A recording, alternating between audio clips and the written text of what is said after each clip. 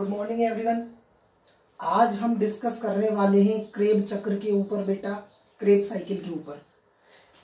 Previous video जो मैंने upload किया था बेटा, स्ट्रक्चर ऑफ स्पर्म, तो उसी ड्यूरेशन बहुत से बच्चों के कमेंट्स आ रहे थे। कुछ ने मुझे मैसेज करके भी बताया कि सर क्रेब चक्र पर आप वीडियो अपलोड कीजिए। तो ये जो है बेटा, अपन आज क्रेब चक्र पे डिस्कस करने वाले। समझे बेटा, पहले आप ये बात ध्यान से सुने बेटा कि श्वसन से संबंधित 3 चक्र पाए जाते हैं और ये तीनों चक्र एक फिक्स, एक निश्चित क्रम में चलते हैं। सबसे पहले ग्लाइकोलाइसिस पाथवे कंप्लीट होता है, उसके बाद में क्रेब साइकिल और लास्ट में ईटीएस साइकिल। ये तीनों चक्र एक निश्चित क्रम में चलते हैं बेटा। तो आज अपना जो टॉपिक है वो क्रेब चक्र से है बेटा। समझे बेटा, क्रेब चक्र के यहाँ बहुत सारे उपनाम दे रखे हैं जो कई जगह नहीं मिलते बेटे, और इसका पूरा डिस्क्रिप्शन भी नहीं मिल पाता। तो इसको ध्यान से सुने, इनके नाम क्या हैं और ये क्यों है बेटा, समझिए। सबसे पहले अगर मैं बात करूं इसे क्रेब चक्र क्यों कहा, तो बेटा सबसे पहले 1937 में एक वैज्ञानिक थे जिनका नाम था हैंस क्रेब। हैंस क्रेब नामक वैज्ञानिक ने 1937 में कबूतर की जो तंत्रिका कोशिका न्यूरॉन्स होती है, उस कबूतर की तंत्रिका कोशिका न्यूरॉन्स में बेटा इसकी खोज करी थी। और आप ये भी ध्यान रखें बेटा, कबूतर का जो हृदय है जंतु जगत में सबसे बड़ा होता है, यानी बड़े दिल वाला होता है कबूतर। हाँ, तो बेटा क्रेब चक्र जो है इसकी खोज 1937 में हैंस क्रेब नामक वैज्ञानिक ने की थी। इसी कारण इसको क्रेब चक्र नाम दिया गया। 1937 में जब इसकी खोज हुई तो इस कार्य के लिए उन्हें 1953 में बेटा 1953 में उन्हें नोबेल प्राइज से अवॉर्डेड किया गया। तो ध्यान रखें। और इसके अलावा इनके जो उपनाम हैं ये क्या हैं, इनको समझते हैं। इसको TCA क्यों कहते हैं, ट्राई कार्बोक्सिलिक एसिड साइकिल। तो बेटा जब मैं आपको क्रेब चक्र पढ़ाऊंगा नेक्स्ट वीडियो के अंदर बनाकर, जब मैं आपको समझाऊंगा तो उस दौरान आपको ये पता चलेगा कि क्रेब चक्र का प्रथम स्थायी उत्पाद जो बनता है बेटा वो होता है सिट्रिक एसिड। और सिट्रिक एसिड के अंदर आप देखोगे कि 3 कार्बोक्सिलिक समूह होते हैं, 3 COOH ग्रुप होते हैं, और तभी इसका नाम है TCA। ट्राई का मतलब 3, CA का मतलब कार्बोक्सिलिक एसिड, है ना। तो TCA try carboxylic acid cycle भी इसको कहते हैं। सर इसे CAC क्यों कहते हैं, क्यों, तो बेटा क्रेब चक्र के दौरान जो फर्स्ट स्टेबल प्रोडक्ट बनता है वो 6 कार्बन का सिट्रिक एसिड बनता है। इसी कारण इसे सिट्रिक एसिड साइकिल के नाम से भी जाना जाता है। अब प्रश्न उठता है कि सर इसे OAC क्यों कहते हैं। तो बेटा जब मैं क्रेब चक्र आपको पढ़ाऊंगा तो उस दौरान कई सारे ऑर्गेनिक एसिड बनते हैं, कार्बनिक अम्ल बनते हैं, इसी कारण इसे ऑर्गेनिक एसिड साइकिल या OAC भी कहा जाता है। तो ये तो अपन ने डिस्कस कर लिया बेटा इसके नामों के बारे में, और ये भी बता दिया कि इसकी खोज किसने करी थी और कब करी थी। अब कई बार बच्चों के माइंड में ये प्रश्न उठता है कि सर ये क्रेब चक्र चलता कहाँ है।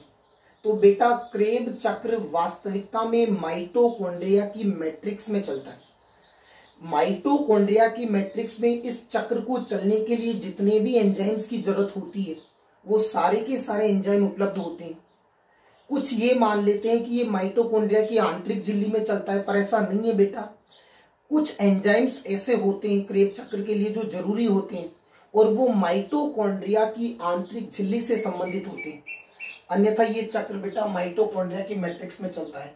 तो अगर मैंने लिख रखा है मैट्रिक्स ऑफ माइटोकॉन्ड्रिया, माइटोकॉन्ड्रिया की मैट्रिक्स में ये चलता है।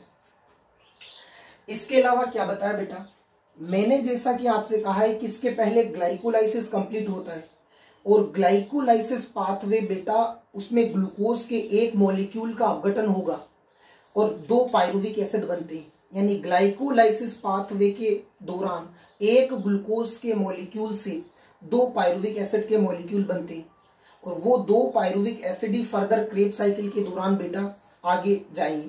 तो ध्यान रखें बेटा, जब एक बार क्रेब साइकिल कंप्लीट होता है तो 12 ATP ऊर्जा का निर्माण होता है, क्योंकि 2 मॉलिक्यूल होंगे तो 2 बार क्रेब चक्र चलेगा।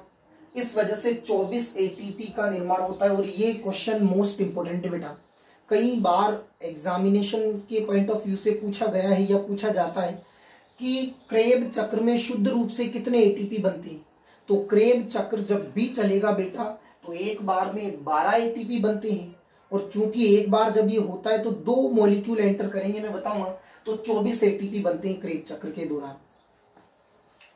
देखो ध्यान दें, एसिटाइल कोएंजाइम ये क्या है बेटा, आप ये ध्यान समझे बेटा कि जैसे ही ग्लाइकोलाइसिस कंप्लीट होता है तो पायरुविक एसिड का फॉर्मेशन होता है, पर पायरुविक एसिड सीधा क्रेब चक्र में प्रवेश नहीं कर सकता, तो वो कुछ दूसरे पदार्थ में या सब्सटेंस में चेंज हो जाता है। तो बेटा वो पायरुविक एसिड एसिटाइल कोएंजाइम ए में परिवर्तित हो जाता है, और ये एसिटाइल कोएंजाइम ए 2 कार्बन का सब्सटेंस है जो आसानी से क्रेब चक्र के अंदर प्रवेश कर जाता है।